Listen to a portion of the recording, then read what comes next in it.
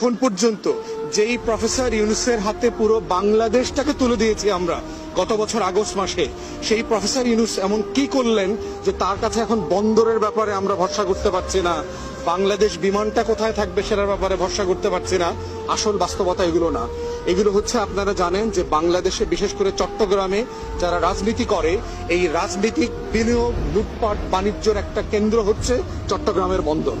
অতএব বাংলাদেশে যে 16 বছর ফ্যাসিবাদ লুটপাট করে এই বন্দর থেকে হাজার হাজার কোটি টাকা খেয়েছে, নতুন রাজনৈতিক দলগুলো যারা ক্ষমতায় আসতে বিভোর, তাদের শ্রমিক নেতারা, তাদের মালিক পক্ষরা চট্টগ্রাম বন্দরকে কর্পোরেট হতে দিতে চায় না।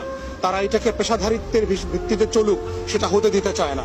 এখন প্রশ্ন হচ্ছে যে আমরা কি কিছু লুটেরার কাছে বাংলাদেশ বর্গা দিব, না বাংলাদেশটাকে আমরা কর্পোরেশনে নেব, পেশাদারিত্বে ফেরায় নিয়ে যাব, সারা দুনিয়ার সাথে আমরা কম্পিট করব, দুবাইয়ের সাথে কম্পিটিশন করব, সিঙ্গাপুরের সাথে কম্পিটিশন করব, বেইজিং এর সাথে করব, ক্যালিফোর্নিয়ার সাথে করব, আমরা কোথায় নিতে চাই?